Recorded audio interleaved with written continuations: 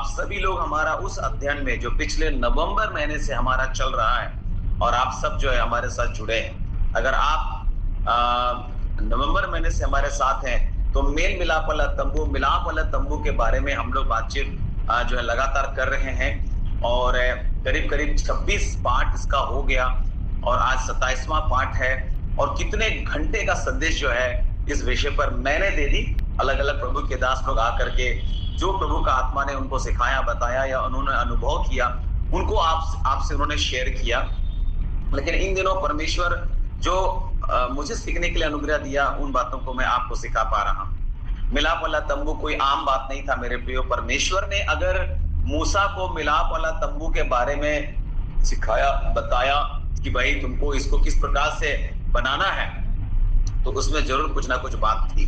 और हम लोगों ने पिछले अध्ययन में धूप वेदी और उसके बाद धूप के बारे में अध्ययन किया और हमने देखा पिछले अध्ययन में जो धूप है वो जो है पवित्र लोगों की प्रार्थनाएं, वे पवित्र लोगों की क्या है, प्रार्थनाएं हैं। और इस संदर्भ में आप लोगों ने देखा था पिछले अध्ययन में कि जो धूप है उसको पर स्वर्गदूत जो है वो परमेश्वर के वेदी के पास लेके जाता है, सिंहासन के पास लेकर के जाता है और उसमें वेदी का आग को भर करके उसका उत्तर को पृथ्वी पर उंडेल देता है, जो शब्द, गर्जन, बिजलियां और भूकंप के रूप में होता है। लास्ट अध्ययन में हम लोगों ने इस बात को देखा है ना। सो मेरे प्रियो, अभी तक जो मेल मिलाप वाला तंबू के बारे में मैंने आप लोगों को अध्ययन करवाया, बहुत सारे पात्रों पर हमने अध्ययन की।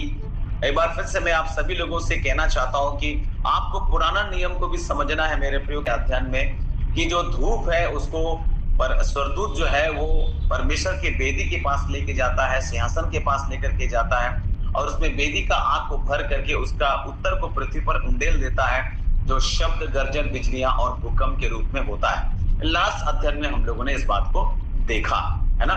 सो मेरे प्रियो, अभी तक जो मेल मिलाप वाला तंबू के बारे में मैंने आप लोगों को अध्ययन करवाया, बहुत सारे पात्रों पर हमने अध्ययन की। एक बार फिर से मैं आप सभी लोगों से कहना चाहता हूं कि आपको पुराना नियम को भी समझना है मेरे प्रियो, क्योंकि बाइबल जो है दो नियम बाइबल में मिलते हैं, एक पुराना नियम और एक नया नियम, एक पुरानी वाचा, एक नई वाचा, पुराना नियम और नया नियम। लेकिन अफसोस है मेरे प्रियो कि इन दिनों ना तो लोगों के पास पुराने नियम पर ध्यान है, ना नया नियम पर। लोगों को ध्यान है अपना नियम पर। एक नया नियम लगाया गया है जिसको हम लोग बोलते हैं अपना नियम। तो अभी बहुत सारे लोग अपने नियम पे चल रहे हैं, ना तो पुराने नियम पर ना तो नया नियम पर। लेकिन मेरे प्रियो, परमेश्वर चाहता है कि हम उसके वचन को बारीकी से अध्ययन करें, समझे, इससे ना तो दाएं मुड़ो ना तो बाएं मुड़ो।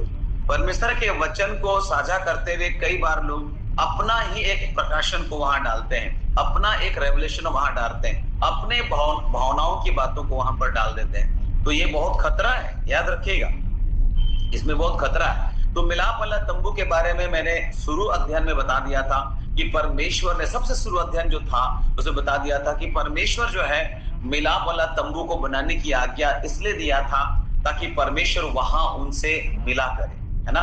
परमेश्वर ने बोला था कि मैं वहां तुमसे मिला करूंगा।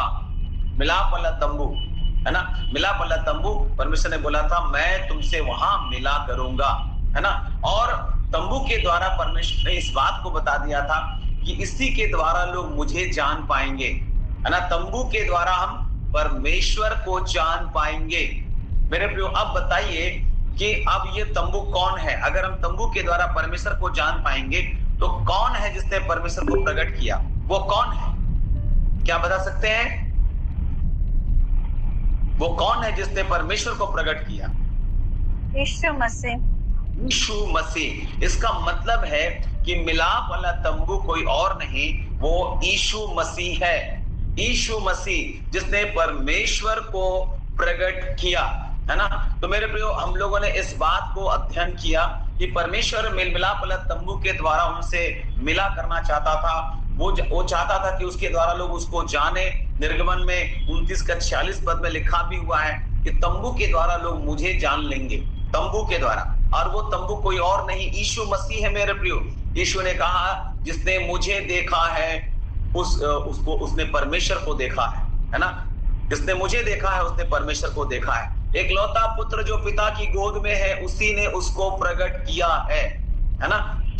मैं आपको उत्साहित करूंगा कि इसलिए पुराना नियम को भी समझना जरूरी है, और आपके सामने बहुत से रहस्य खुलेंगे। बहुत से रहस्य क्या होंगे? खुलेंगे। मेरे प्रियो, मैंने आपको बताया था कि मिलाप वाला तंबू जो है वो छावनी के बीच में स्थित था। पुराने नियम में मिलाप वाला तंबू छावनी के बीच में स्थित था, और इजरायलियों के सभी गोत्रों ने उसके चारों ओर जो है डेरे डाले हुए थे। वो लोग चारों ओर से उसमें डेरा लगाता था। जहां मिलाप वाला तंबू होता था उसके चारों ओर इजरायलियों का गोत्र जो है डेरा डाल करके रहता था। और बादल के खंबे या आग के खंबे में देखिए शकीना जो है ठीक अति पवित्र स्थान में थी, अर्थात वो अनुग्रह के सिंहासन से चमकती थी। ठीक है, तो हम सभी लोगों ने इस बात को अध्ययन किया था मेरे प्रियो कि मसीह हमारे जीवन के मध्य में, हमारे हृदय के मध्य में, हमारे विचारों के मध्य में, हमारे इच्छाओं के मध्य में, हमारी अभिलाषाओं और आकांक्षाओं के मध्य में, योजनाओं के मध्य में होनी चाहिए, है ना। हमारे जीवन के प्रत्येक खंड में मैं आपको बताना चाहता हूं मसीह ही केंद्र बिंदु होना चाहिए। जिस प्रकार मिलाप वाला तंबू के बारे में परमेश्वर की आज्ञा थी कि उसको जो है तुम अपने मध्य में रखना, अपने मध्य में। मैं आपको बताना चाहता हूं यीशु अगर आपके जीवन के मध्य में नहीं है, यीशु अगर आपके हृदय के मध्य में नहीं है, यीशु अगर आपकी इच्छाओं, योजनाओं, अभिलाषाओं, आकांक्षाओं के मध्य में नहीं है, अगर आपके जीवन के प्रत्येक खंड के केंद्र में आपने यीशु को नहीं बिठाया है, आप बहुत सारे आशीषों से वंचित हो सकते हैं मेरे प्रियो। मैं आपको बताना चाहता हूं कि आप बड़े से बड़े पास्टर से प्रार्थना करवा लीजिए, लेकिन यीशु अगर आपके हृदय में नहीं जगह पाता है, अगर उसका वचन आपके हृदय में जगह नहीं पाता है, अगर उसकी बातें आपके हृदय में जगह नहीं पाता है, आप जितना बड़ा पादरी से भी हाथ रखवा लीजिए।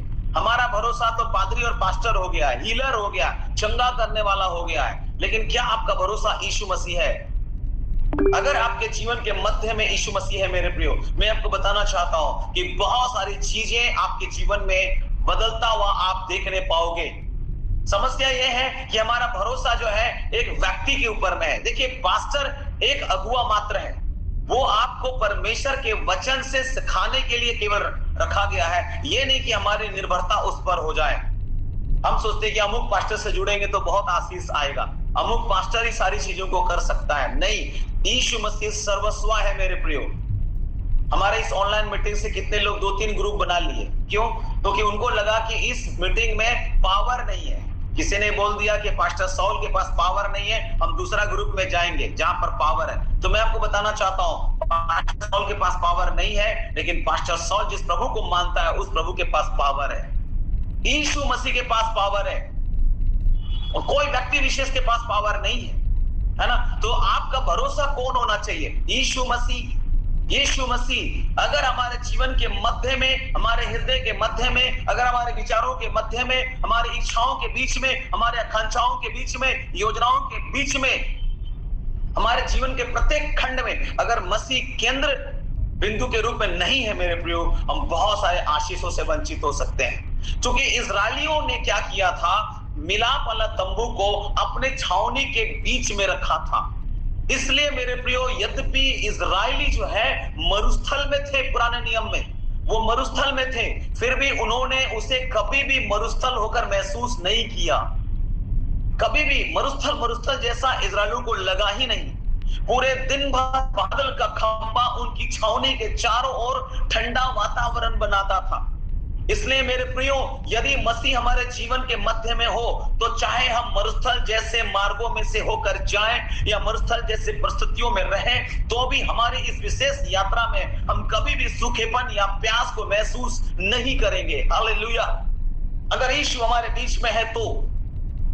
इसके अतिरिक्त मेरे प्रियो, रात भर आग का खंबा छावनी के चारों ओर उजाला देता था। वे 40 वर्ष मरुस्थल में रहे मेरे प्रियो। मिस्र से निकलने के बाद, फिरौन की गुलामी से निकलने के बाद 40 वर्ष मेरे प्रियो वो जंगल में, मरुस्थल में रहे, परंतु एक बार भी ये जो विद्युत प्रवाह है, वो जो अग्नि का खंबा है, वो प्रवाह नहीं रुका मेरे प्रियो। यदि मसीह आपके जीवन के मध्य में है, आप सब सुनिएगा इस बात को। हमारा भरोसा कई बार लगता है कि कौन मेरा ऊपर हाथ रख के प्रार्थना करे, कौन मेरे को छू दे। मैं आपको बताना चाहता हूं, अगर यीशु आपके जीवन के मध्य में हो, चाहे आप अपने जीवन में अंधेरे मार्गों से होकर जाएं, यीशु सर्वदा आपका प्रकाश होगा और आप बिल्कुल भी अंधकार को महसूस नहीं करेंगे। परमेश्वर का वचन यशायाह 60 उसका 2 पद में, कुछ लोग जो हमारे संदेश को सुने हैं उनके लिए रिवीजन होगा। यशायाह 60 उसका 2 पद में इस प्रकार से लिखता है, थोड़ा सा पढ़ेंगे इस वचन को। यशायाह 60 उसका 2। अभी हम लोग इस अध्याय से बना रहे हैं जी। देख, पृथ्वी पर तो अंधियारा और राज के लोगों पर घोर अंधकार छाया हुआ है, परंतु तेरे ऊपर यहोवा उदय होगा और उसका तेज तुझ पर प्रकट होगा। आमीन। मैं आपको बताना चाहता हूं मेरे प्रियो, अगर यीशु मसीह आपके बीच में है, आपके मध्य में, आपके जीवन के मध्य में है, तो आप अपने जीवन में अंधेरे मार्गों से होकर के जाए, यीशु सर्वदा आपका प्रकाश होगा। आप बिल्कुल भी अंधकार को महसूस नहीं करेंगे। और यहाँ लिखा, देख पृथ्वी पर तो अंधेरा है और राज्य के लोगों पर घोर अंधकार छाया हुआ है, परंतु तेरे ऊपर यहोवा उदय होगा और उसका तेज तुझ पर प्रकट होगा। हालेलुया। परमेश्वर की उपस्थिति वहां खंबे के नीचे रहता था। पुराना नियम में आप ठीक से पढ़िएगा कि परमेश्वर उस खंबे के मध्य से उनके बीच में जो है व्यवहार कर रहा था। परमेश्वर का जो उपस्थिति था उस खंबे के नीचे रहता था। जब तक इस्राएली छावनी में रहते थे मेरे प्रियो, वे परमेश्वर के सम्मुख में थे, उपस्थिति में थे। यदि मसीह आपके जीवन के मध्य में है तो आप हमेशा परमेश्वर के उपस्थिति को महसूस कर सकेंगे। हालेलुया। मेरे प्रियो, मैं आपको बताना चाहता हूं कि जब तक वे खंबे के नीचे रहे, फिर एक बार अपने संदेश को मैं थोड़ा रिवीजन करवा रहा हूं कि जब तक वे खंबे के नीचे रहे पुराने नियम में, तब तक उनके पास स्वर्गीय मन्ना था। और मैंने आपको मन्ना का अर्थ बता दिया है पिछले अध्ययन में। ये मन्ना परमेश्वर का अनुग्रह भी दिखाता है। ये मन्ना एक आत्मिक आहार है मेरे प्रियो। ये मन्ना जिसके बारे में इस्राएलियों को पता भी नहीं था, परमेश्वर ने उनको मन्ना दिया और मन्ना बंद नहीं हुआ। यदि मसीह आपके जीवन के मध्य में है तो आप कभी भी आत्मिक रूप से भूखे नहीं होंगे। प्रतिदिन प्रभु आपके लिए ताजा मधु के समान मन्ना देगा। ये एक स्वर्गीय आशीष है मेरे प्रियो। उसने लिखा है इफिसियों 1:3 में, उसने हमें मसीह में स्वर्गीय स्थानों में सब प्रकार की आत्मिक आशीष दी है। यीशु ने उनसे कहा कि जीवन की रोटी मैं हूं, जो मेरे पास आएगा वो कभी भूखा ना होगा, जो मुझ पर विश्वास करेगा वो कभी प्यासा ना होगा। तुम्हारे बाप दादों ने जंगल में मन्ना खाया, वो मर गए। यीशु मसीह अब बताना चाह रहा है वो रोटी जो स्वर्ग से उतरी वो मैं हूं। अगर आपने यीशु को अपने बीच में रखा है मेरे प्रियो, आप कभी भी, मैं आपको बताना चाहता हूं, आत्मिक रूप से भूखे नहीं होंगे। आप एक संतुष्ट जीवन जिएंगे। संतोष सहित भक्ति बड़ी कमाई है मेरे प्रियो, और आप उस संतोष को प्राप्त करेंगे। मैं आपको बताना चाहता हूं, उनमें जो खंबे के नीचे थे उस समय, उनमें जो भी खंबे के नीचे थे, भजन संहिता 105:37 पद के अनुसार कोई भी निर्बल अथवा बीमार व्यक्ति न था। अगर आप खंबे के नीचे हैं, अगर आप उसकी उपस्थिति में हैं, मेरे प्रियो मैं आपको बताना चाहता हूं, आप निर्बल कभी नहीं होंगे, आप कमजोर कभी नहीं होंगे। भजन संहिता 105:37 पद को पढ़ेंगे जरा। तब वह इस्राएल को सोना चांदी दिलाकर निकाल लाया और उनमें से कोई निर्बल ना था। सोना चांदी दिला करके उनको निकाल लाया। कहां से? मिस्र से निकाल लाया। और लिखा उनमें से कोई निर्बल नहीं थे। आपको निर्बल परमेश्वर नहीं होने देगा। यदि मसीह आपके जीवन के मध्य में है, जिस प्रकार पुराने नियम में मिलाप वाला तंबू और वो खंबा, आग का खंबा, बादल का खंबा, जिसके नीचे वो लोग रहते थे मेरे प्रिय इस्राएली लोग, तो वो लोग कभी भी निर्बल नहीं हुए। यदि आपके जीवन के मध्य में मसीह है तो आपको शरीर की निर्बलताओं और बीमारियों से वो छुड़ाएगा। उस लिखा है बाइबल में मत्ती 8:17 पद, आप देखेंगे वहां पर क्या लिखा, मत्ती 8:17 पद जी।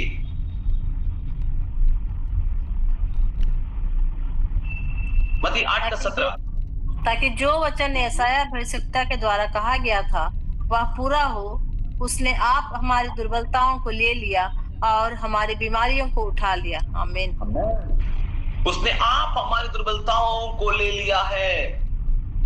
ये जानना जरूरी है मेरे प्रियो। आप कहां मनुष्य पर भरोसा कर रहे हैं? अमुक व्यक्ति छुएगा, पकड़ेगा, ये है, हम लोग मारा मारी चल रहा है, कहां हीलिंग मिनिस्ट्री चल रहा है भैया, हिलते हिलते वहां पहुंच जाते हैं हम लोग। आप क्यों ये नहीं जानते हैं कि यीशु मसीह ने आपकी दुर्बलता को ले लिया, आपकी बीमारियों को उठा लिया? कहां छुटकारा का सभा होगा वहां बहुत भीड़ होता है ना। अगर छुटकारे का मीटिंग, चंगाई सभा, कितनी भीड़ हो जाती है देखिए। अगर लोगों को बोलने लगा कि आइए इस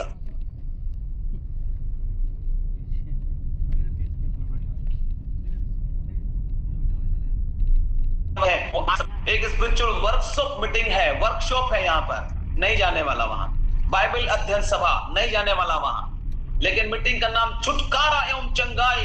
भीड़ देखिए, चाहे ऑनलाइन सर्विस देखिए या ऑफलाइन, छुटकारा सभा बोलने से भीड़ हो जाता है ना। और हम लोग को भी मालूम है कि ये ऐसे ही सभा रखने से आदमी आता है। कोई बात नहीं, मत आने दीजिए आदमी को, है ना। आप शिक्षाओं में लोगों को मजबूत करें।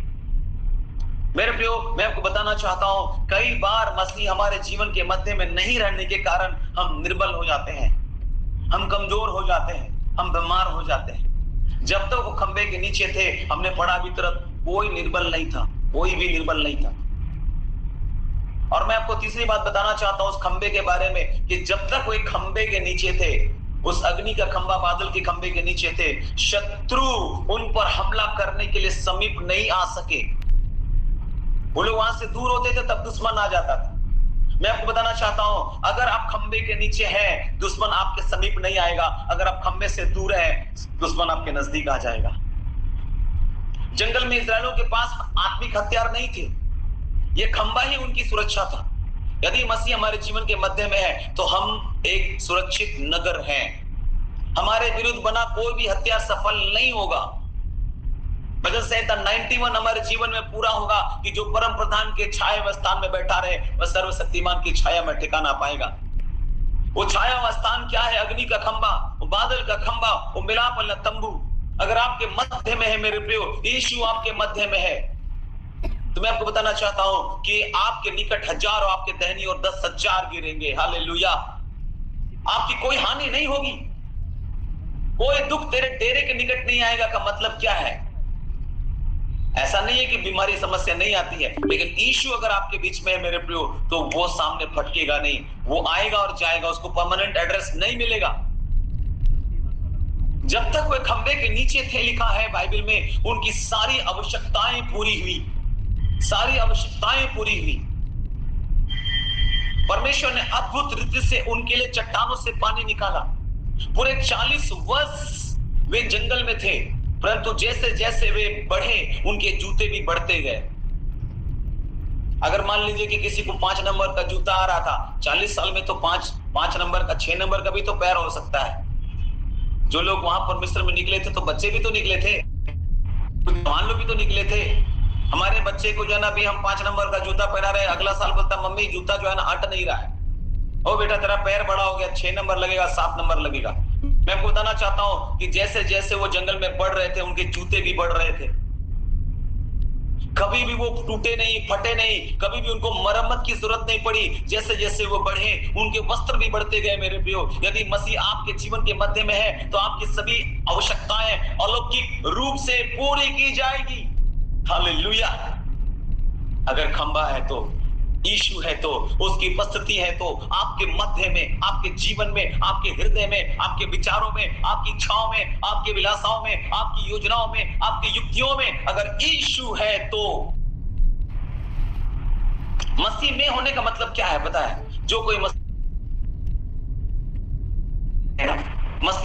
मसीह में होने का मतलब है यीशु आपके हृदय के केंद्र में, यीशु आपके जीवन के केंद्र में, यीशु आपके विचारों के केंद्र में, ये मसीह में है।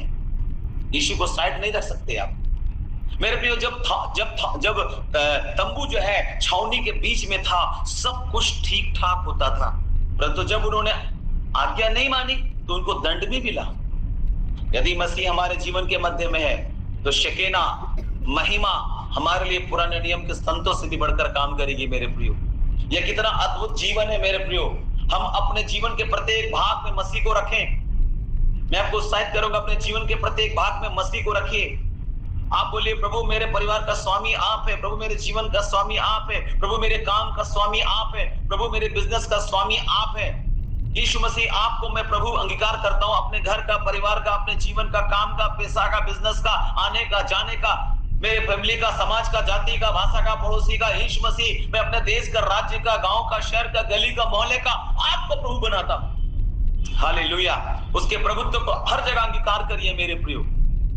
हम परमेश्वर के सम्मुख अभ्यास करें, उसकी उपस्थिति का हम अभ्यास करें। जो कुछ प्रभु ने हमारे मन में नहीं डाला उस पर हम विचार ना करें। हम केवल वो ही बातें कहें जो परमेश्वर हमारे मुंह में डालता है। जब हम परमेश्वर की इच्छा के अनुसार नहीं चलते हैं, हम परमेश्वर के उपस्थिति से दूर चले जाते हैं। जहां प्रभु चाहता है, यदि हम उस स्थान पर नहीं पाए जाते हैं तो हम परमेश्वर के सम्मुख को या उसके प्रेजेंस को, उपस्थिति को खो देते हैं। मेरे प्रियो, यदि मसीह हमारे जीवन के मध्य में है तो वास्तव में यह जीवन एक महिमामय जीवन होगा। इसलिए तंबू में प्रत्येक वस्तु का जो अध्ययन है वो मसीह की छाया के रूप में वहां पर दिखाया गया है। हालेलुया। जब भी आप पुराना नियम पढ़िए मेरे प्रियो, आप देखिए वहां यीशु मसीह है, वहां यीशु थे। यीशु मसीह यहाँ से 2024 साल पहले, 25 साल पहले आया, ऐसा नहीं है। 25 दिसंबर में पैदा हुआ, ऐसा नहीं है। यीशु मसीह आदि है। कुलुस्सियों की पत्री में यीशु मसीह के बारे में लिखा हुआ है, सब कुछ उसी में, उसी के द्वारा, उसी के लिए सृजा गया है। वो सारे सृष्टि का मूल है, वो सारी सृष्टि का पहलौठा है। और हम मना रहे हैं 25 दिसंबर में उसका बर्थडे। हमको पता भी नहीं उसके ऐतिहासिक पहलू और मनाए जा रहे हैं। बर्थडे भी मना रहे हैं तो गलत तरीके से मना रहे हैं। सो मेरे प्रियो, आइए हम यीशु को अपने जीवन में रखें। मिलाप वाला तंबू उनके बीच में था तो आशीष थी। अगर मिलाप तंबू से लोग दूर गए तो संकट में पड़ गए। आज हम अपने जीवन में संकट में क्यों पड़ते हैं? क्योंकि हमारे बीच से सकीना उड़ जाता है। आग के खंबे के नीचे हम लोग है नहीं, मिलाप वाला तंबू हमारे बीच में है नहीं, अर्थात यीशु नहीं है हमारे बीच में। यीशु को हम लोग कोने में रखा है। संडे में यीशु आता है, मंडे में गायब हो जाता है ना। कई लोग का यीशु संडे में आता है। संडे में मतलब यीशु मसीह को दिल में जगह दिए, मंडे टू सैटरडे दिल में जगह नहीं है यीशु मसीह का। फिर संडे आता है, फिर बोलते हैं यीशु आ जा मेरे दिल में, ओ होली स्पिरिट। बाप रे, लगता है स्वर्गदूत आया है चर्च में। मेरे प्रियो, मैं आपको बताना चाहता हूं, जंगल में प्रस्थान करने के लिए इजरायलियों को अपनी आंखें, जंगल में जब वो लोग आगे आते थे क्योंकि उनको कनान जाना था, उनको कनान जाना था मेरे प्रियो, और वो जंगल में बढ़ रहे थे। जब भी वो अपना पड़ाव बदलते थे प्रस्थान करने के लिए, इजरायलियों को अपनी आंखें उठाकर खंबे को देखना पड़ता था। खंबे के ऊपर लगानी पड़ती थी, उस आग के खंबे और बादल के खंबे को लगानी पड़ती थी। यदि जंगल में आगे बढ़ना है तो हमें अपनी दृष्टि मसीह पर लगानी चाहिए। अभी भी हम और आप जंगल में हैं मेरे प्रियो, हम कनान नहीं पहुंचे हैं। वो तो वहां भौतिक कनान की ओर जा रहे थे, लेकिन आप और हमारी यात्रा स्वर्गीय कनान है। हम मिस्र से तो निकल गए हैं मेरे प्रियो, अपनी गलती से हम मिस्र में फंसे हुए थे। हम फिरौन की गुलामी में थे, अर्थात शैतान की गुलामी में थे। वहां से तो हम निकल गए बपतिस्मा लेकर के, अर्थात जो हम लोगों ने लाल समुद्र पार किया वो क्या है? वो बपतिस्मा का दृष्टांत है। पुराने नियम में उसको बपतिस्मा बोला गया, यानी हम जो बपतिस्मा लिए हैं वो लाल समुद्र पार किए हैं। आप में से जितने लोगों ने बपतिस्मा लिया है, लाल समुद्र पार किए हैं, तो लाल समुद्र पार करने के बाद क्या है? मरुस्थल है, जंगल है। ये मसीही जीवन मोहकता का नाम नहीं है, बड़ा आनंद और सुखमय जीवन नहीं है मेरे प्रियो। यहाँ पर एक संघर्ष है। मैं आपको बताना चाहता हूं, वो जो चीज दिखाया जा रहा है वो जो है हम पर लागू होता है।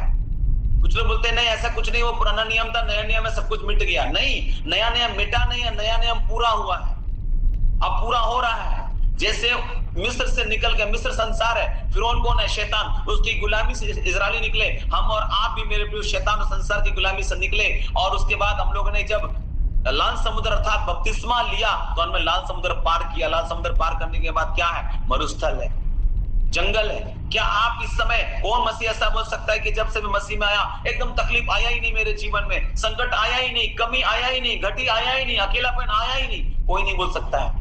ये आएगा मेरे प्रियो, लेकिन मैं आपको बताना चाहता हूं, इन सब बातों के मध्य अगर आपकी दृष्टि मसीह पर है, इस जंगल में बढ़ते हुए मसीह पर है, मैं आपको बताना चाहता हूं कि आपको अगुवाई मिलेगा। हमारे पास इधर उधर देखने से हम आगे नहीं बढ़ सकते मेरे प्रियो। मैं बताती है, इधर उधर मत ताक। अगुवाई बादल से मिलती है। जो अपनी दृष्टि मसीह पर नहीं लगाते हैं उनके जीवन में ठहराव आ जाता है। आपकी दृष्टि कहां है? किसी सेवक पर, किसी पास्टर पर, किसी पादरी पर? यीशु मसीह पर क्यों नहीं है पूर्णता?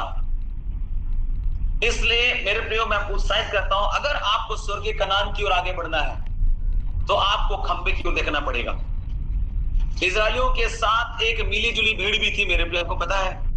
इजरायलियों के साथ एक मिली जुली भीड़ भी यात्रा कर रही थी। आप में से कितने लोग जो बाइबल पढ़े और आप जानते हैं कि जब इजरायली लोग निकले तो उनके साथ एक मिली जुली भीड़ भी थी। हमारे बीच में भी कुछ मिली जुली भीड़ भी है। कलीसिया में कुछ मिली जुली भीड़ है मेरे प्रियो, जो आपका टांग खिंचाई करता है, जो आपके बीच में संदेह और शंका पैदा करता है, रगड़े झगड़े लेकर के आता है, रुकावट लेकर के आता है आगे बढ़ने से। और इजरायलियों के लिए आगे बढ़ने के लिए वे लोग रुकावट थे। वे लोभी थे, बुड़बुड़ाने वाले थे, अगुओं के विरुद्ध बोलने वाले थे। आज हमारे बीच में कुछ लोभी लोग भी है, बुड़बुड़ाने वाले लोग भी है, अगुओं के विरुद्ध बोलने वाले, ये मिली जुली भीड़ वाले लोग हैं। आपको सावधान रहना है, समझ जाना चाहिए मिली जुली भीड़ है, इसे सावधान हो जाना चाहिए। उनके पास कोई भी प्रकटीकरण नहीं था, दूसरे लोग जाने के कारण वे भी जा रहे थे, उनको कुछ समझ में नहीं आ रहा था। हम भी इस मिली जुली भीड़ के समान बन सकते हैं। दूसरे लोग प्रभु का अनुकरण कर रहे हैं इसलिए हम भी कर रहे हैं, ऐसा तो नहीं है। वो लोग कर रहे हैं इसलिए हम भी कर रहे हैं। मेरे प्रियो, मैं आपको बताना चाहता हूं, विवाह के जोड़े के समान हमें भी प्रभु के साथ वाचा बांधना चाहिए। विवाह का वाचा होता है ना, जब तक मृत्यु हमें अलग ना करे हम कभी अलग नहीं होंगे। जब तक मृत्यु हमें अलग ना करे, प्रभु चाहे कुछ भी क्यों ना हो, चाहे दूसरा तेरा अनुकरण करे या ना करे, परंतु मैं तेरा अनुसरण करूंगा। ये प्रतिज्ञा आपको करना पड़ेगा। कनान पहुंचने तक मेरे प्रियो, कनान पहुंचने तक पूरे मार्ग में उन्हें तंबू को अपने साथ उठाए रहना पड़ा। पुराने नियम में कनान पहुंचने तक मूसा और यहोशू की अगुवाई में देखिए लोग आगे बढ़ रहे हैं। मूसा चला गया, फिर यहोशू आया। कनान पहुंचने तक उन लोगों ने मिलाप वाला तंबू को अपने साथ उठाए रखा मेरे प्रियो, उनको उठाए रहना पड़ा। अब मैं आप सबसे कहना चाहता हूं, स्वर्गीय कनान पहुंचने तक हमें मसीह को उठाए रहना है। हालेलुया।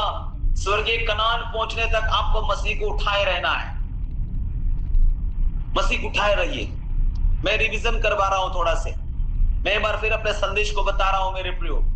ये जो मिलाप वाला तंबू है, ये मसीह को प्रकट करना है या परमेश्वर की त्रिकता को प्रकट करना है। मिलाप वाले तंबू में मैंने अभी तक जो अध्ययन करवाया, अगर आपने पूरा अध्ययन नहीं सुना है तो आप YouTube पर जाएं, हर घर प्रार्थना घर, और थोड़ा से अपना डाटा खर्च करें, थोड़ा सा अपना समय दें। ये टीचिंग है। हो सकता है हीलिंग का प्रेयर हमने नहीं किया, हो सकता है सीधा अन्य भाषा मैंने बकर बकर नहीं किया। मैं कुछ दिन बाद अन्य भाषा के बारे में बात करने जा रहा हूं। मैं भविष्यवक्ताओं के बारे में भी, मैं बहुत सारे सेवक लोग बताए हैं, लेकिन जो मुझे प्रकाशन मिला है, जो मैंने अध्ययन किया, बहुत अध्ययन के साथ आ रहा हूं, आने वाला हूं। जब मैं इस अध्ययन को समाप्त करूंगा, कई लोगों का खोपड़ी घूमेगा, है ना। मैं आपको उत्साहित करूंगा मेरे प्रियो कि भावनात्मक मत होइए, आत्मिक होइए। आत्मिकता जरूरी है, भावनात्मक नहीं। मिलाप वाले तंबू में बहुत वस्तुओं की संख्या 3 थी, पता है आपको? जो लोग हमारे साथ अध्ययन में जुड़े रहते हैं हमारे साथ, उनको तो पता है। मिलाप वाले तंबू में बहुत वस्तुओं की संख्या जो है वो 3 थी। मिलाप वाला तंबू के 3 मुख्य भाग थे। 3 मुख्य भाग क्या क्या थे आप बता दीजिए। 3 मुख्य भाग क्या थे मिलाप वाले तंबू के? कोई बता सकते हैं 3 मुख्य भाग क्या थे? बाहरी स्थान, पवित्र स्थान और महापवित्र स्थान। जी बहुत बहुत धन्यवाद। आंगन, बाहरी आंगन, पवित्र स्थान और महापवित्र स्थान। और मैंने बता दिया मैंने बताया था अपने अध्ययन में बाहरी आंगन में क्या होता था, पवित्र स्थान में क्या होता था, अति पवित्र स्थान में क्या होता है ना। और अभी हमने सबसे वाचा के संदूक के सबसे नजदीक जो पात्र रहता है वो जो है धूप वेदी, उसके बारे में मैं अध्ययन करवा रहा हूं। अभी मैं वहां नहीं पहुंचा हूं, थोड़ा सा रिवीजन करवा रहा हूं। मेरे प्रिय, मिलाप वाले तंबू का 3 मुख्य भाग थे। बाहरी आंगन नंबर 1, नंबर 2 पवित्र स्थान और नंबर 3 अति पवित्र स्थान, महापवित्र स्थान। मेरे प्रियो, इन तीनों स्थानों में पहुंचने के लिए मैं आपको बताना चाहता हूं, 3 प्रवेश द्वार थे। 3 प्रवेश द्वार थे। इन तीनों जगह में पहुंचने के लिए 3 प्रवेश द्वार थे। आप कई जगह 3-3 पाइएगा, है ना। 3 प्रवेश द्वार थे। पहला क्या था? फाटक। दूसरा क्या था? द्वार। और तीसरा क्या था? पर्दा। मेरे प्रियो, आंगन के पास फाटक था, फिर उसका आगे जाने के लिए द्वार था, और महापवित्र स्थान तक पहुंचने के लिए पर्दा था। वो पर्दा जो फट गया यीशु मसीह के मृत्यु के दिन। हालेलुया। तो ये 3 चीज था। आंगन में घुसने के लिए फाटक, उसके बाद अंदर जाने के लिए द्वार था, उसके बाद महापवित्र स्थान पहुंचने के लिए पर्दा। ये 3 प्रवेश द्वार थे। और पवित्र स्थान में 3 मुख्य उपकरण थे। और वो क्या क्या थे? नंबर 1, दीवट, जो कलीसिया को दिखाता है। दीवट कौन है? कलीसिया। और ये प्योर सोना का था।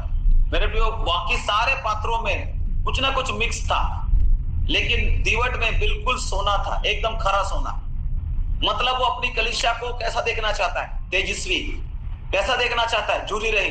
कैसा देखना चाहता है? निर्मल। कैसा देखना चाहता है? पवित्र। दीवट इसी बात को दिखाता है। दीवट कलीसिया है।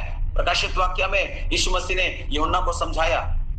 और दूसरा था भेंट की रोटी की मेज, और तीसरा धूप वेदी।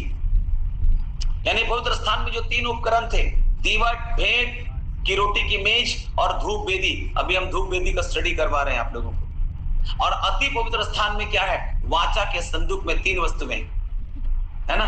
वाचा के संदूक में 3 वस्तुएं थी। अति पवित्र स्थान में क्या है? वाचा का संदूक। वाचा के संदूक में क्या है? वाचा के संदूक में क्या क्या था? इब्रानियों में भी लिखा हुआ है ना। वाचा के संदूक में क्या क्या चीज था? 3 चीज बताइए। 3 चीज वाचा के संदूक में। कोई है बताने के लिए? हारून की छड़ी जी, मूसा की पट्टियां जी, और मन्ना। मन्ना। जी, सोने का मर्तबान में जो मन्ना से भरा हुआ सोने का मर्तबान, है ना। तो वाचा की पट्टियां थी, मन्ना से भरा सोने का मर्तबान, और हारून की छड़ी जिसमें फूल फल आ गए थे। 3 देख रहे हैं? 3 चीज को देख रहे हैं आप। 3 बात हर जगह में आप दिखाई दे रहा है ना। तंबू में 3 प्रकार की सेवा थी। 3 श्रेणी के लोग जो है वहां सेवा करते थे तंबू में। 3 श्रेणी के लोग। और कौन कौन लोग सेवा करते थे पता है? आप सबको मालूम ही है। कौन सेवा करते थे तंबू में? बताइए। महायाजक, याजक और लेवीय। ये 3 श्रेणी के लोग सेवा करते थे। महायाजक, याजक और लेवीय। याजक 3 झुंड के थे मेरे प्रियो। आपको पता है याजक का भी 3 झुंड था।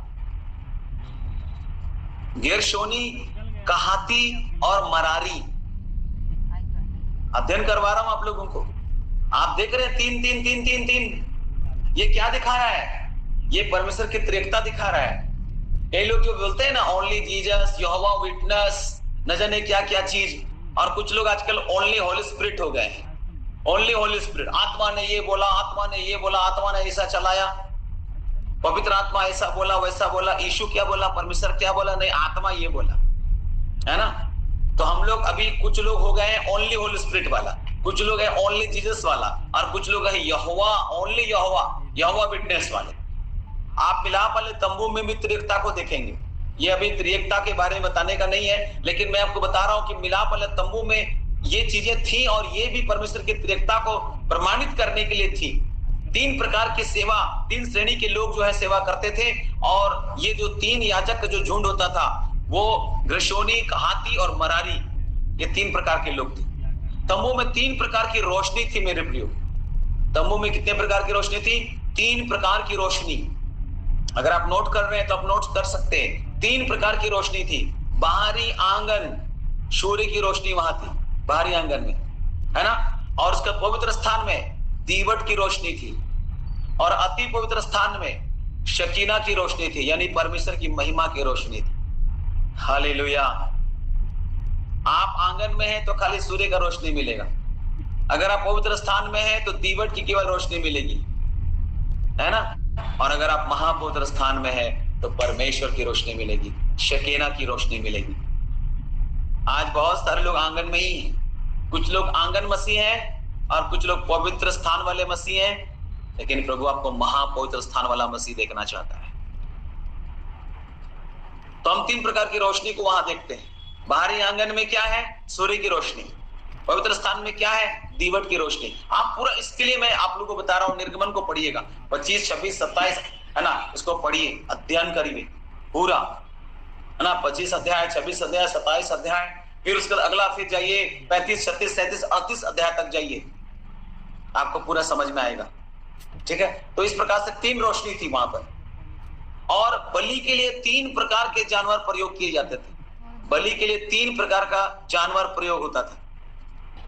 अध्ययन करवा रहा हूं, ठीक है, याद रखिएगा, अध्ययन कीजिए, है ना, इमोशनल ड्रामा वाले मिनिस्ट्री में मत घुस मत जाइएगा, अध्ययन करिए बाइबल को। मेरा समस्या, मेरा पास, मैं इसलिए बोलता हूं ऐसा, तो कई लोग बोलते हैं कि आप ऐसा बोल देते हैं। नहीं मेरे प्रियो, मैं लोगों को प्रेरित करना चाहता हूं कि वो बाइबल पढ़े, क्योंकि सब बातों का समाधान बाइबल में है ना। हम लोग 90% मसीह अभी भी, हम जो डेली जो है, जो लोग मीटिंग में अटेंड करते हैं, बहुत सारा ऑनलाइन मीटिंग में, वो खुद भी बाइबल को ठीक से नहीं पढ़ते। और इसलिए जब पास्टर कुछ भी बोलता है तो वाओ नया रेवलेशन, आप बाइबल क्यों नहीं पढ़ रहे, है ना। आप खुद भी बाइबल को पढ़िए। आप खाली क्या कर रहे हैं, ऑनलाइन मीटिंग जुड़ जा रहे हैं, संडे का चर्च चल जा रहे हैं, आपको लग रहा हो गया, बहुत हो गया, बहुत आत्मिक जीवन आगे बढ़ रहे हैं। आप पर्सनल स्टडी कितना करते हैं बताइए? व्यक्तिगत तरह से आप कितना प्रभु की सुनते हैं बताइए? आप सुन ही नहीं रहे, है ना, आप अध्ययन कर ही नहीं रहे। आपको सेल्फ स्टडी करना चाहिए, आप व्यक्तिगत अध्ययन करिए बाइबल का। ऐसा नहीं कि केवल चर्च में चले गए सीख लिए, चर्च तो जाना जरूरी है, ऑनलाइन मीटिंग में हम रोज जुड़ते हैं। व्यक्तिगत कितना स्टडी कर रहे हैं आप? पर्सनल स्टडी, जहां आपका पर्सनल एक समय होगा और वहां एक डायरी होगी, नोटबुक होगा, और प्रभु का रेवलेशन आएगा और रेमा आएगा। 3 प्रकार के जानवर प्रयोग किए जाते थे। पहला भेड़, दूसरा बकरियां और तीसरा पक्षी। पक्षी इस्तेमाल होता था, है ना, कलोर हुआ या कबूतर हुआ, बिंडुक हुआ, है ना, ऐसा हम लोग देखते हैं। तो भेड़, बकरी और पक्षी मुख्यतः। और मिलाप वाले तंबू में अगर आप देखेंगे तो 3 प्रकार का रंग का इस्तेमाल किया गया पर्दा के लिए। 3 प्रकार का रंग इस्तेमाल किया गया मिलाप वाले तंबू में। प्रयोग किए गए कितने रंग? 3 प्रकार के रंग। क्या क्या था? नीला, बैंगनी और लाल। ये 3 प्रकार के वस्त्र थे, रंग के वस्त्र इस्तेमाल हुए थे, नीला, बैंगनी और लाल। आप निर्गमन में निकाल के पढ़ सकते हैं। नीला रंग मसीह के ज्ञान को सिखाता है मेरे प्रियो, मसीह के ज्ञान को दिखाता है। नीला स्वर्गीय महिमा को भी दिखाता है ना, स्वर्ग को भी दिखाने के लिए नीला रंग इस्तेमाल किया जाता है, क्योंकि हम लोग बोलते हैं नीले आसमान के पार जाएंगे। आप में से कितने लोगों का रिवाइवल सॉन्ग में पीले आसमान के स्वर में जाएंगे? ऐसा कुछ है क्या? लाल लाल दिख रहा है आसमानी, पीले आसमान के पार तो कोई नहीं जाएगा, सब तो नीले आसमान के पार जाएगा। या नीला रंग परमेश्वर के अगापे प्रेम को भी दिखाता है। अगापे प्रेम, नीला रंग याद रखिएगा। और ज्ञान और प्रेम साथ साथ चलते हैं, याद रखिएगा। ज्ञान और प्रेम जो है वो साथ साथ चलते हैं, क्योंकि सच्चा ज्ञान जो है वो अगापे है। किसी से घृणा करना मूर्खता है, याद रखिएगा। अगर आप नीले आसमान के पार जाना चाहते हैं तो घृणा किसी से मत करिए, नहीं तो फिर पीले जगह में चले जाइएगा। आग की भट्टी, नरक, वहां तो पीला है सब कुछ, है ना। आग देखने में कैसे दिखेगा? पीला पीला या नारंगी कलर, या आप देखिए आग का लपटे देख लीजिए क्या दिखता है वो। ठीक है, आपको प्रभु नीले आसमान के पार ले जाना चाहता है। ठीक है, तो ये नीला है। नीला का मतलब परमेश्वर का आगापे प्रेम, स्वर्गीय स्थान को दिखाता है, मसीह के ज्ञान को दिखाता है, उसके प्रेम को दिखाता है। अगर हम नीले आसमान के पार जाना चाहते हैं मेरे प्रियो, परमेश्वर का ज्ञान और परमेश्वर का प्रेम हमारे जीवन में पाया जाना चाहिए। बैंजनी, दूसरा कलर था बैंजनी, बैंजनी क्या दिखाता है पता है? बैंजनी मसीह की धार्मिकता को दर्शाता है। बैंजनी वस्त्र जो है वो राजा को भी दिखाता है। बैंजनी वस्त्र है ना, जो धनवानों का बैंजनी वस्त्र होता था, राजाओं का बैंजनी वस्त्र होता था, ये यीशु मसीह को भी दिखाता है, उसके राजा के पद को दिखाता है, और ये मसीह की धार्मिकता को दर्शाता है। बैंजनी हमारे जीवन में सब कुछ मसीह के द्वारा ही है। हम कुछ भी नहीं यीशु मसीह के द्वारा, उससे अलग होकर हम फल ही नहीं सकते। और लाल जो है, लाल रंग, वो मसीह के द्वारा छुटकारे को दर्शाता है। लाल लहू है, यीशु का खून, छुटकारा वहां हुआ। मेरे प्रियो, लाल मसीह के द्वारा छुटकारे को दर्शाता है। और लाल शब्द का इब्रानी भाषा में अगर हम देखें तो लाल शब्द का अर्थ इब्रानी भाषा में जानते हैं क्या है? एक और वर्ड अगर आप देखेंगे तो कीड़ा भी है। आप बोलेंगे ये कैसे? कीड़ा भी है ना? जानते हैं क्या बोला परमेश्वर का वचन? आप इसको पढ़ेंगे तो आपको बोलेगा बाप रे, ऐसा भी लिखा हुआ है। ऐसा नहीं बोलना चाहिए, इस तरह का बात नहीं बोलना चाहिए, अच्छा अंगीकार करना चाहिए। यशाया 41 उसका 14 निकालिए मेरे साथ। यशाया 41 उसका 14 जी, पढ़ते हैं उसको। 41 का 14।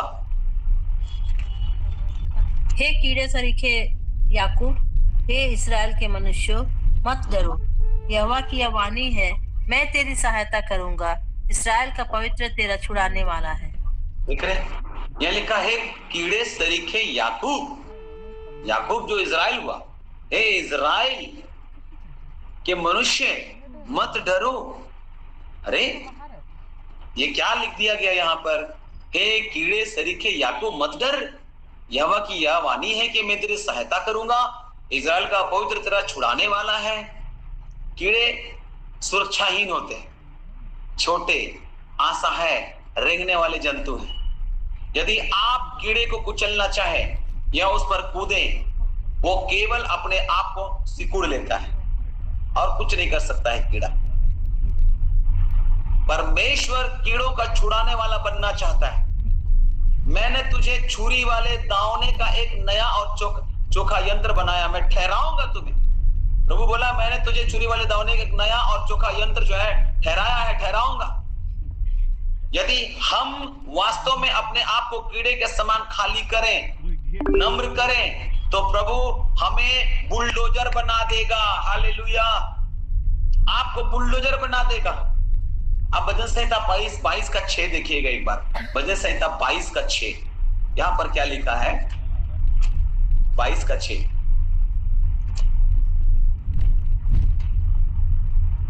बाईस 22 उसका 6। एलाम पैदलों के 22 का 6 भजन संहिता। मैं तो कीड़ा हूँ, मनुष्य नहीं, मनुष्यों में मेरी नाम धराई है और लोगों में मेरा अपमान होता है। ये किसकी बात थी? ये कौन बोल रहा है ये बात?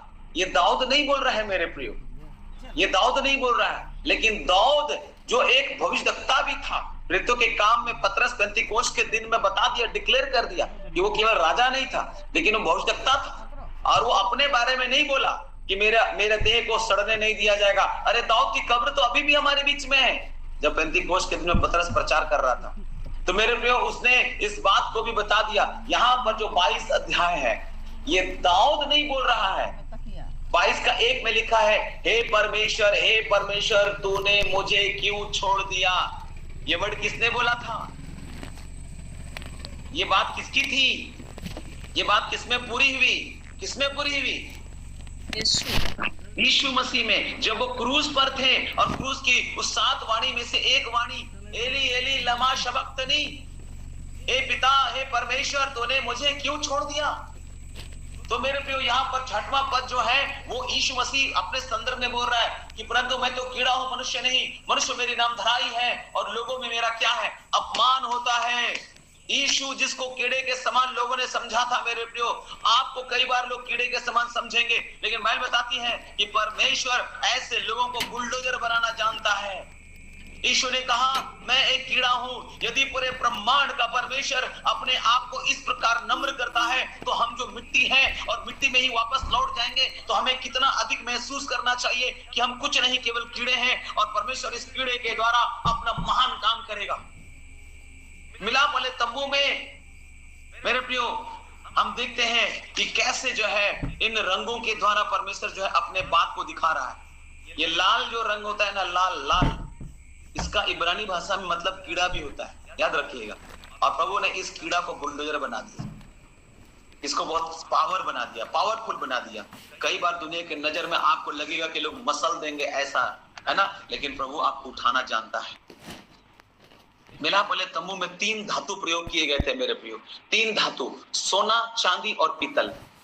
3 धातु, सोना, चांदी और पीतल। सोना जो है वो मसीह की दिव्यता को दिखाता है, ये विश्वास और मसीह के अनुग्रह को दिखाता है। सोना जब आप अध्ययन करिएगा तो, और चांदी जो है वो छुटकारे या मसीह की शुद्धता को दिखाता है। चांदी, याद रखिएगा, चांदी को अध्ययन करिए, किसी भी प्रभु के महान दास से पूछिए, है ना, ये चांदी का मतलब क्या है? छुटकारा, ये मसीह की शुद्धता को दिखाता है। और तीसरा जो धातु है वो है पीतल, और पीतल क्या है? परमेश्वर के न्याय और परमेश्वर की दया को दिखाता है। सब बात में त्रिएकता है मेरे प्रियो, यहाँ सब बात में क्या है? त्रिएकता।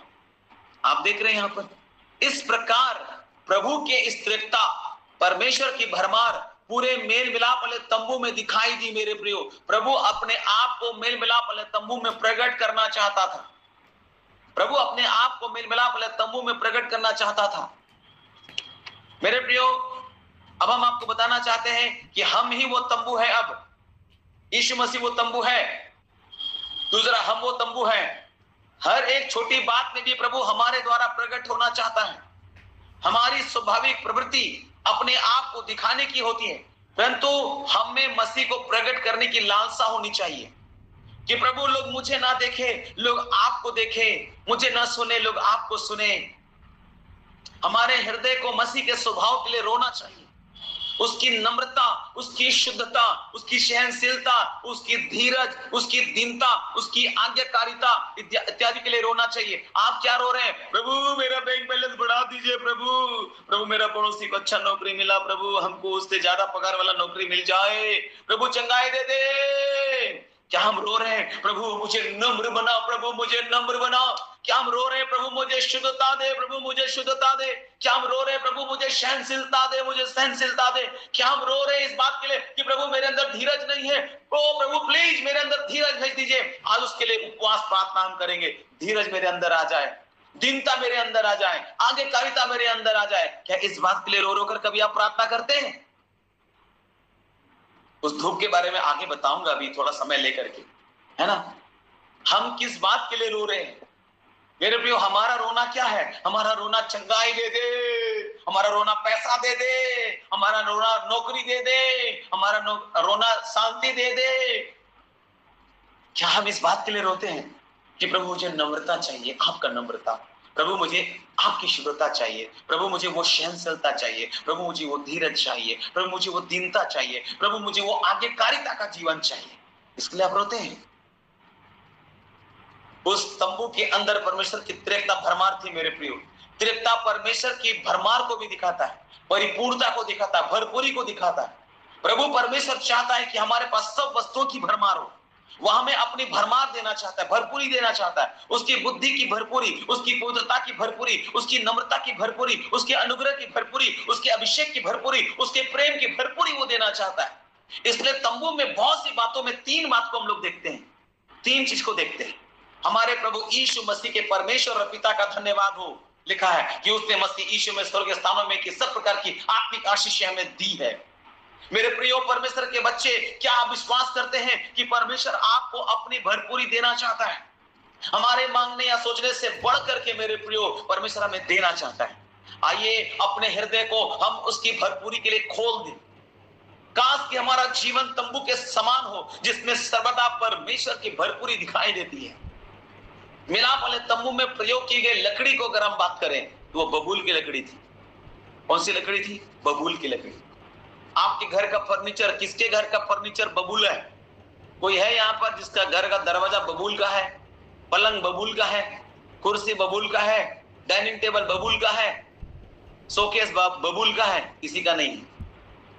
हम बबूल को यूज ही नहीं करते फर्नीचर के रूप में, लेकिन परमेश्वर ने मिलाप अलग तंबू में बोला बबूल का लकड़ी से बनाना। वो कांटेदार लकड़ी, ये बबूल का पेड़ क्या दिखाता है? ये बबूल का पेड़ मसीह को मनुष्य की देह में दिखाता है। ये बबूल का पेड़ मसीह को मनुष्य की देह में दिखाता है। जबकि लड़के आप ही मांस और लहू के भागी थे, वो स्वयं भी उसमें भागी हो गया। मेरे प्रियो, हमारा जीवन बबूल की लकड़ी के समान है। यीशु उसमें सहभागी हो गया। ये मसीह को मनुष्य की देह में दिखाता है बबूल की लकड़ी। चाहे मसीह मानवीय देह में था, सुनिएगा, चाहे मसीह मानवीय देह में था, फिर भी उसने अपने जीवन में कोई मानवीय पराजय या निर्बलता प्रकट नहीं की।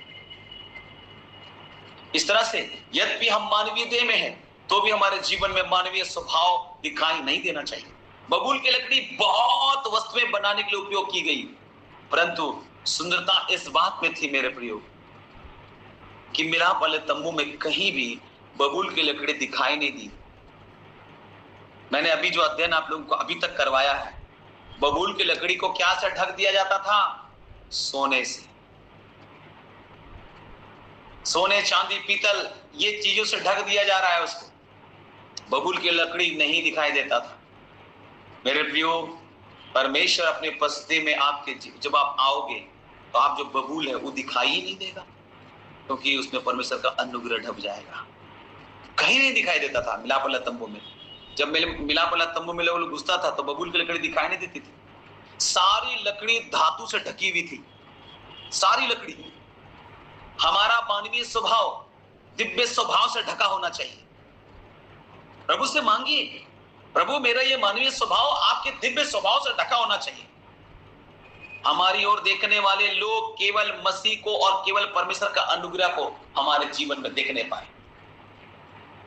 मैं आपको उत्साहित करूंगा आज की शाम मेरे प्रियो, ये मिलाप वाले तंबू के अंदर थी, ये मिलाप वाला तंबू में था। आपके जीवन में आपका जीवन जो बबूल की लकड़ी के समान है। मैं आपको बताना चाहता हूं, आइए प्रभु से दुआ करें। अब मैं फिर एक बार धूप के ऊपर में बातचीत करने जा रहा हूं। जैसा कि मैंने बताया, धूप एक प्रार्थना है। धूप एक प्रार्थना है। प्रकाशित वाक्य 5 अध्याय में, 8 अध्याय में उसके बारे में लिखा हुआ है। धूप पवित्र लोगों की प्रार्थना है। याकूब 5 अध्याय आपको स्मरण होगा, थोड़ा सा समय लूंगा, 10 मिनट जैसा। याकूब 5 अध्याय उसका 15 से 17 कोई पढ़ दे मेहरबानी करके। याकूब 5 उसका 15 से 17 जी। और विश्वास की प्रार्थना के द्वारा रोगी बच जाएगा और प्रभु उसको उठाकर खड़ा करेगा। और यदि उसने पाप भी किए हो तो उनकी भी क्षमा हो जाएगी। इसलिए तुम आपस में एक दूसरे के सामने अपने अपने पापों को मान लो और एक दूसरे के लिए प्रार्थना करो, जिससे चंगे हो जाओ। धर्मी जन की प्रार्थना के प्रभाव से बहुत कुछ हो सकता है। एलिया भी तो हमारे समान दुख सुख भोगी मनुष्य था और उसने गिड़गिड़ा कर प्रार्थना की कि मेघ ना बरसे, और 3.5 वर्ष तक भूमि पर मेघ नहीं बरसा। आमीन। मेरे प्रियो, आप यहाँ कुछ बात को, कुछ लाइन को नोटिस कीजिए। हम इस स्थान में एक प्रभावशाली प्रार्थना के बारे में पढ़ते हैं और वहां पर आपने देखा, इसलिए तुम आपस में एक दूसरे के लिए प्रार्थना करो। एक लाइन आया, धर्मी जन के प्रार्थना के प्रभाव से बहुत कुछ हो सकता है। दूसरों के लिए प्रभावशाली और लौ लगाकर प्रार्थना करने से पहले हमें एक दूसरे के सामने अपने पापों को मानने की आवश्यकता है। हम एक परिपक्व परमेश्वर के सेवक के सामने अपने पापों का इकरार करना चाहिए। एलिया ने लौ लगाकर प्रार्थना की। मालूम है वो ऐसा क्यों कर सका? वो ऐसा इसलिए कर सका क्योंकि उसे निश्चय था कि वह परमेश्वर के सम्मुख में खड़ा होता है। पहला राजा 17 का 1 पद, आप देखेंगे इस बात। उसको निश्चय था कि वो परमेश्वर का उपस्थिति में है। जो लौ लगाकर प्रार्थना करते हैं उनके पास बड़ा अधिकार और सामर्थ होती है। एलिया उसी राजा का सामना कर सका जो उसे मारना चाहता था। आप सभी को कहानी पता है, वो उस राजा का सामना कर सका जो उसे मारना चाहता था। मेरे प्रियो, यीशु ने भी व्याकुलता के साथ प्रार्थना की। लूका 22 का 44 गत्सेमनी बाग की प्रार्थना है। हमें भीतर एक बड़ी वेदना की आवश्यकता है मेरे प्रियो। नाश हो रही आत्माओं के लिए, कलीसिया की सिद्धता के लिए वेदना की आवश्यकता है।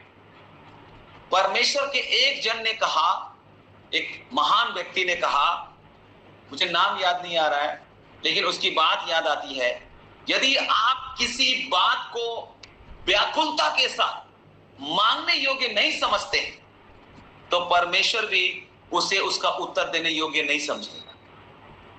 अगर आप किसी बात के लिए व्याकुलता के साथ मांगने योग्य आप उसको नहीं समझ रहे हैं तो परमेश्वर भी उसका उत्तर देने योग्य उसको नहीं समझेगा। परमेश्वर के द्वारा हमारी कुछ प्रार्थनाओं का उत्तर ना दिए जाने का कारण यह है कि हम व्याकुल नहीं है, हम अति इच्छुक नहीं है, हम लो लगाकर प्रार्थना नहीं कर रहे हैं। परमेश्वर के एक एक जन ने अचानक ही, मैं आपको बताना चाह रहा हूं, एक व्यक्ति था, एक बार अपने बच्चे को बिस्तर पर खेलता हुआ देख रहा था और अचानक वो फिसलने लगा। वो दूर खड़ा था, उसने फिसलते हुए उसको देखा। उसने जल्दी से बच्चे का हाथ पकड़ा, परंतु उसे उसके हाथ में मोच आ गई बच्चे का और वो दर्द से चीखने लगा। वह तुरंत ही अति आवश्यकता के अनुसार परमेश्वर की दुहाई देने लगा। अगर ऐसा आपका बच्चा अचानक ऐसा गिरने लग जाए और ऐसा कुछ हो जाए तो कोई भी व्यक्ति लो लगाकर प्रार्थना करना शुरू कर देगा, प्रभु मेरे बच्चे को अभी चंगाई दे। जानते हैं, तुरंत ही बच्चे ने चीखना बंद कर दिया और साधारण रूप से वो हाथ हिला रहा था। तब उसने प्रभु की आवाज सुनी, मैं चाहता हूं कि मेरे बच्चे सदैव इसी रीति से मुझसे प्रार्थना करें। वो प्रभु का दास था और उसको ये सिखाया गया कि जैसे तुमने इस समय अपने बच्चे के लिए लो लगाकर प्रार्थना की ना, ऐसी लो लगाकर प्रार्थना जब करोगे तभी मैं समझूंगा हाँ इसको जरूरत है। तो नॉर्मल प्रार्थना, हाँ प्रभु ठीक है, अच्छा कलीसिया में जागृति आ जाए, कुछ नहीं होने वाला। आपकी प्रार्थना में दर्द है, आपकी प्रार्थना में वेदना है, आपकी प्रार्थना में व्याकुलता है। लो लगाकर प्रार्थना का मतलब क्या होता है? लो लगाकर प्रार्थना का मतलब होता है वेदना, व्याकुलता, बोझ, तरस, वो दर्द। आज हम उस दर्द से प्रार्थना नहीं कर रहे, वेदना से प्रार्थना नहीं कर रहे, नियम से प्रार्थना कर रहे। मेरे प्रियो, बाइबल बताती है यदि तुम मुझसे मेरे नाम से कुछ भी मांगोगे तो मैं उसे करूंगा। प्रभु ने बोला है यदि हमारी प्रार्थनाएं वास्तव में तीव्र इच्छा से भरी हुई है तो प्रभु हमारे मांगने और सोचने से भी अधिक करने के लिए सामर्थ्य है। हालेलुया। परमेश्वर बहुत अचंभित हुआ मेरे प्रियो जब हमने पिछले अध्याय में आपको बताया उस हिस्से को कि कोई विनती करने वाला नहीं था। इसका अर्थ है कि हमें विनती करते हुए देखना ही परमेश्वर का सबसे बड़ा आनंद है। याद रखिएगा, आराधना से कहीं अधिक, प्रचार से कहीं अधिक वो एक प्रार्थना करने वाला व्यक्ति को ढूंढ रहा है मेरे प्रियो। इसलिए परमेश्वर अचंभित था कि कुछ और काम करने के लिए कोई नहीं था। परमेश्वर के लिए उन संतों का झुंड जो वास्तव में विनती सहित प्रार्थना कराने के साथ प्रार्थना परमेश्वर की इच्छा के अनुसार प्रार्थना करते हैं, वो अधिक मुख्य है मेरे प्रियो। परमेश्वर की इच्छा है कि इस विनती और प्रार्थना, निवेदन, धन्यवाद सब मनुष्यों के लिए किए जाए। ये प्रभु चाहता है और उस आग्रह कर रहा है कलीसिया तीमुथियुस से, सिखाओ अपने लोगों को। जब कोई ऐसा व्यक्ति होता है जो विशेषकर रात के पहर में एकदम सुबह तड़के प्रार्थना और विनती करता है, जानते हैं प्रभु संतुष्ट हो जाता है, प्रभु का हृदय धन्य हो जाता है। धूप वेदी से मधुर सुगंध परमेश्वर के सम्मुख पहुंचती थी और परमेश्वर उससे खुश हो जाता था। यदि परमेश्वर के साथ एक मधुर संबंध है हमारा तो एक विनती करने की आत्मा होगी हमारे अंदर, एक विनती करने की आत्मा है। इसका मतलब एक विनती करने के लिए का आत्मा आपके अंदर है, तो हम हर एक के लिए सुखदायक सुगंध बन जाएंगे हम लोग। एक विनती करने वाला व्यक्ति का जीवन सुखदायक सुगंध होता है मेरे प्रिय परमेश्वर के लिए। कई बार हम लोग आराधना को ही फोकस दे रहे हैं, आराधना को ही। मैंने बताया विनती का मतलब कम आप बोलो, ज्यादा उसको बोलने के लिए अवसर दो। लिखा है बाइबल में, बोलने में धीमा और सुनने में तत्पर रहो। यही विनती है मेरे प्रियो। विनती दो व्यक्ति के बीच में बातचीत है, वार्तालाप है। हम स्वामी से बात कर रहे हैं तो उसको ज्यादा मौका दीजिए बात करने का। विनती में आप अपना बात, ये दे दे, वो दे दे, ऐसा कर दे, ऐसा हो जाए, वैसा हो जाए, शैतान निकल जा, दूर चल जा, ऐसा हो जाए, आज की रात हम लोग को अच्छा रखना प्रभु, कल सुबह दे देना, बस आमीन। बहुत लंबा चौड़ा विनती कर लिया। आप प्रभु कुछ बोलना चाह रहे, रुको बाबू, हम भी कुछ बोलना चाह रहे हैं, हमने सुना ही नहीं। हम प्रार्थना का मतलब आज तक सीखे ही नहीं। वो प्रार्थना का जीवन चाहता है प्रभु। आपको पता है एक जवान लड़की जिसका नाम हेलेन इवेंस था। हेलेन इवेंस के बारे में एक ऐसी साक्षी दी गई, वो प्रचार करना, गाना या कोई वाद्य यंत्र बजाना नहीं जानती थी, परंतु उसके पास एक ऐसा गहरा प्रार्थना जीवन था कि उसके प्रार्थना भवन में प्रवेश करते ही कोई भी परमेश्वर की उपस्थिति को अनुभव कर सकता था। वो गाना भी नहीं जानते थे, ठीक से बजाना भी नहीं जानते थे। गाना तो बहुत दूर की बात थी मेरे प्रियो। जैसे ही धूप को वेदी के ऊपर की आग में रखा जाता था, वह सुगंध देता हुआ जल जाता था। वो सुगंध देता हुआ जल जाता था, फिर गायब हो जाता, धूप गायब हो जाता था। हमारा प्रार्थना जीवन इस धूप के समान होना चाहिए। हमारे इस पृथ्वी पर से लुप्त होने तक एक जलती हुई सुगंधित प्रार्थना होनी चाहिए, प्रभु के पास पहुंच जाना चाहिए। धूप में धुआं उठने और मधुर सुगंध के साथ जलने के लिए और लुप्त हो जाने के लिए आग का एक स्पर्श ही काफी था। अभी भी जो धूप जलाते हैं लोग, धुआं उठता है, धुआं उठता है और एक सुगंध फैल जाता है। मेरे प्रियो, वास्तव में ये धूप प्रार्थना है। जिस प्रकार वो धूप जलता है और गायब हो जाता है, धुआं उठता है और सुगंध आ जाता है। धूप में धुआं उठने और मधुर सुगंध के साथ जलने के लिए और लुप्त हो जाने के लिए आग का एक स्पर्श ही काफी था। एक संत कहता है मेरे प्रियो कि प्रार्थना में संघर्ष करने वाले संत उस धूप के समान है जो जलती है और लुप्त हो जाती है। यह नम्रता का जीवन है। आज हम लोग खुदे दिखाई दे रहे हैं, मैंने प्रार्थना किया, चंगाई हो गई। यीशु मसीह चेलों को बोला, इस बात से खुश मत हो, दुष्ट आत्मा तेरे कब्जे में। हम लोग बड़ी खुश है ना, हमारी मीटिंग में आओ, बहुत चंगाइयां होती है। आपकी मीटिंग में नहीं होती है भैया, यीशु मसीह वहां होता है, इसलिए होता है। मेरे प्रियो, आत्मा में आपको बोझ के साथ प्रार्थना करने की आवश्यकता है। तो मैंने बताया कि प्रार्थना में संघर्ष करने वाले संत उस धूप के समान जो जलती है और लुप्त हो जाती है। हमें समझ के साथ प्रार्थना करना चाहिए और आत्मा से अधिक प्रार्थना करना चाहिए। परंतु आत्मा में उस कराने को प्राप्त करने के लिए हमें बहुत अधिक तैयारी की आवश्यकता है। हम विनती करना सीखें। हमारे अस्तित्व का प्रत्येक कण प्रार्थना जीवन के लिए लालसा करने दें। धूप बनाने के लिए सभी चीजों का एक समान माप में लिया जाना था मेरे प्रियो। पुराने नियम में निर्गमन 30 का 34, अब समय मुझे ज्यादा नहीं देता है, निर्गमन 30 का 34 में आप देखिएगा, धूप बनाने के लिए सारी जो चीजें थी वो बराबर माप में लिया जाता था, बराबर माप में। निर्गमन 30 का 34 में लिखा हुआ है, जो धूप बनाने के लिए। ऐसे समय है मेरे प्रियो जब हम परमेश्वर की स्तुति करते हैं, ऐसा समय जब हमें निवेदन की आवश्यकता होती है या जब हमें विनती करनी चाहिए। यदि हमें इन सभी की आवश्यकता है, तब हमारा जीवन एक मधुर सुगंध बन जाता है। हमें हर स्थान में उद्धार पाए हुए के लिए, नाश होने वालों के लिए भी, पवित्र और अपवित्र लोगों के लिए भी एक मधुर सुगंध बनना है मेरे प्रियो। हर व्यक्ति के लिए आपको पवित्र सुगंध बनना है, क्योंकि किसी ने कहा मसीह जीवन, सुगंधित जीवन सारे जगत को सुगंधित करता है। आप सुगंध फैला रहे हैं, दुर्गंध फैला रहे हैं, क्या फैला रहे हैं पता नहीं। आप लुप्त हो रहे हैं कि नहीं लुप्त हो रहे हैं? नहीं, हम तो दिखाई दे रहे हैं। अरे धूप, वो प्रार्थना की सेवकाई क्या है, लुप्त हो जाता है वो, हम छुप जाते हैं। प्रभु तू महिमा पाए। आज तो हम लोग दिखाई दे रहे, मैंने प्रार्थना किया, मैं अमुक जगह प्रार्थना किया, ये हो गया। ये घमंड छोड़ दे मेरे प्रियो। एक धूप की वेदी की सेवकाई क्या है? नम्र होना, दीन होना। धूप लुप्त हो जा रहा है, सुगंध ऊपर जा रहा है, वो जल जा रहा है। ये सेवकाई है धूप की, और ये सबसे श्रेष्ठतम सेवकाई है। और धूप वेदी मिल मिलाप तंबू का सबसे ऊंचा पात्र था, सबसे ऊंचा पात्र। यानी प्रार्थना कितना महत्वपूर्ण है मेरे प्रिय, कितना महत्वपूर्ण सेवकाई है ये। मिलाप वाला तंबू की कुछ बातों को मैंने रिवीजन करवाया, और फिर कुछ बातों को जो धूप के संबंध में था फिर एक बार आपको बताने की मैंने चेष्टा की। मैं विश्वास करता हूं मेरे प्रियो कि आप धूप की वेदी को समझ चुके होंगे। धूप प्रार्थना है, वेदी एक बलिदान है। प्रार्थना का जीवन एक बलिदान का जीवन है। कुर्बानी देना पड़ेगा आपको, ये आसान नहीं है। जहाँ कई लोग कई तरह की बात आपसे कहेंगे, कई लोग कई तरह से आपसे जो टॉर्चर करेंगे, ये आसान नहीं है। प्रार्थना करने वाला का जीवन आसान नहीं होता है मेरे प्रियो। मैं आपको उत्साहित करूंगा, हार मत मानिए, आगे बढ़िए। तो हमने मिलाप वाले तंबू में त्रिएकता को भी देख लिया।